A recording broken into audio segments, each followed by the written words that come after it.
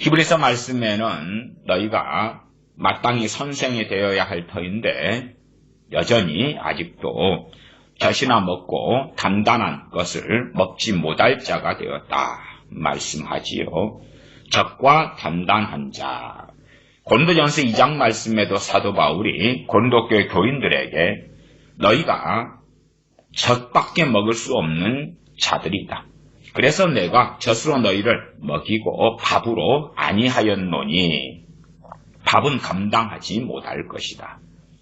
우리가 아이를 키워보았거나 아니면 어린 아이들을 보고 알기 때문에 아이가 요즘에는 분유를 많이 먹습니다만은 분유든 젖이든 그것을 먹을 때가 있고 이유식의 과정을 통하여 밥으로 이제 바뀌는 것을 압니다.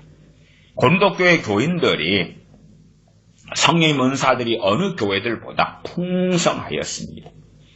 제가 성령 은사들을 항상 말씀드릴 때에 여러 가지 주의를 말씀드려 왔습니다. 성령의 은사들을 받았다 하는 사람들 가운데 내가 투시하고 영안이 열렸기 때문에 나는 대단한 믿음의 분량에 이르렀다. 고린도 전서를 보면 그건 거짓말이다 하는 것을 압니다.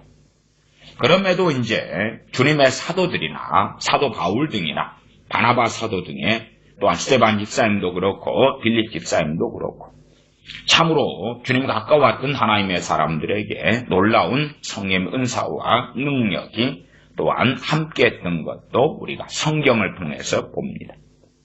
그러면 어떤 사람들이 성령의 은사를 받았다 그럴 때에 자기와 누구와 동일시하는 그 완악함에 들겠습니까? 고린도교회 교인들과 동일시하겠습니까? 성령 은사들을 받아서 모일 때마다 애언도 하고 방언 통역도 하고 계시도 있고 그러면서도 완악하고 더럽고 쌈박질하고 음행하고 하는 고린도 교회와 동일시시키겠습니까? 아니면 주님의 사도들 순교했던 스데반 집사님이나 사도 바울 등과 동일시시키겠습니까? 정말 완악한 사람들은요 자신을 고린도 교회 교인들과 동일시시키기보다도 주님의 사도들 참으로 거룩한 주님의 종들과 동일시하는 죄악을 저지릅니다. 그래서 더 담대한 것이지요.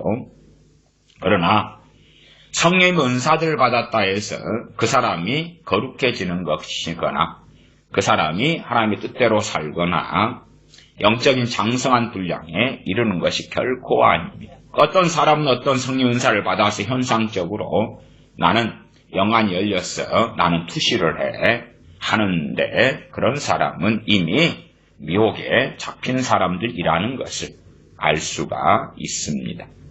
이 자녀들이요 나중에 단단한 걸 먹는 방법은 간단해요. 억지로 젖먹이한테 먹이는 게 아니라 그 아이가 크면 되는 거예요. 크면 이빨이 나고 이유식을 떼고 크면 단단한 걸 먹을 수 있게 되는 거예요. 자라야지 되는 거지. 억지로 그냥 단단한 것을 입을 벌리게 해가지고 막 쑤셔놓고 밀어놓고 그러면 탈만하고 애가 심각한 문제가 생기죠.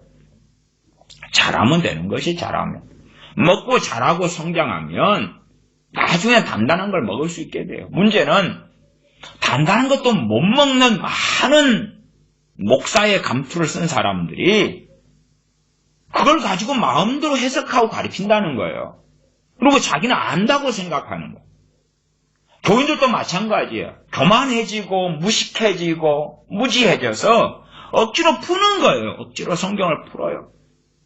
고린도 교회도 은사를 가진 사람이 그렇게 많았는데 모일 때마다 예언하고 통역하고 계시가 있고 찬송시가 있고 가르치는 말씀이 있고 고린도전서 14장에 나와요. 고린도 교회가 모일 때마다 뭘 했는지. 그리고 성령 은사들이 어느 교회마다 풍성했던 교회예요. 그러나 젖먹이밖에 없었는데요. 극소수는 제외가 되었겠지만 다 젖먹이에요. 젖먹이고 그 가운데 주님을 배신한 악인들이 많아서 악인에 대한 리스트도 있죠. 그 리스트에 따라서 악인들은 쫓아내고 추방하라 그랬어요. 추방해라. 음행하는 자, 우상숭배자, 탐남하는 자, 후욕하는 자, 그런 자들 추방해버려라. 해방하는 자들.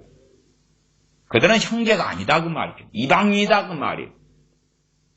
그거 말고 남은 고린도 교인들의 대다수가 젖먹이였다 그 말이에요. 젖먹이. 성령의 은사가 가득한데요. 병이 고쳐지는데요. 젖먹이냐?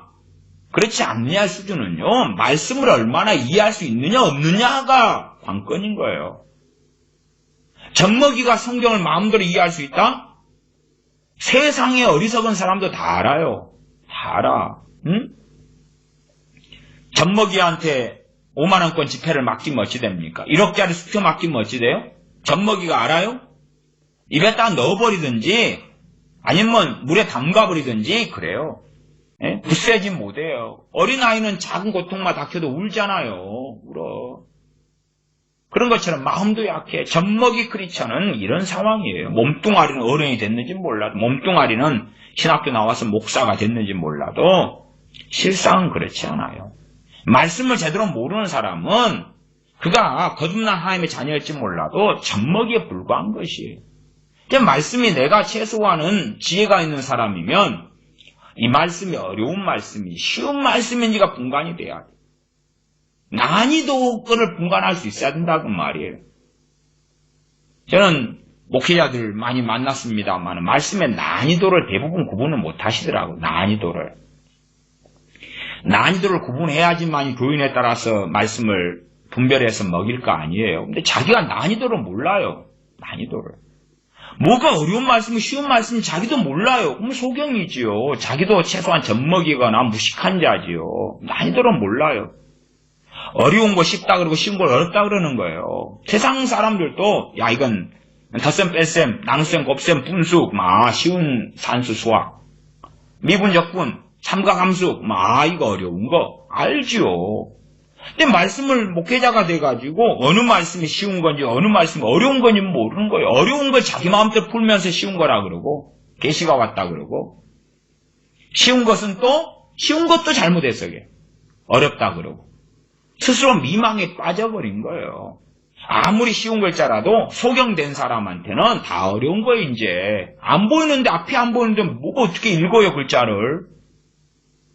아무리 글자를 배웠었어도 그 다음에 소경돼 버리면 소경이 안 되고 글자를 모르면 흰 건 종이고 검은 건 글씨다까지는 알지만 소경되면 앞이 안 보이니까 종이에 글자가 있어도 흰 것도 안 보이고 검은 것도 안 보이겠죠.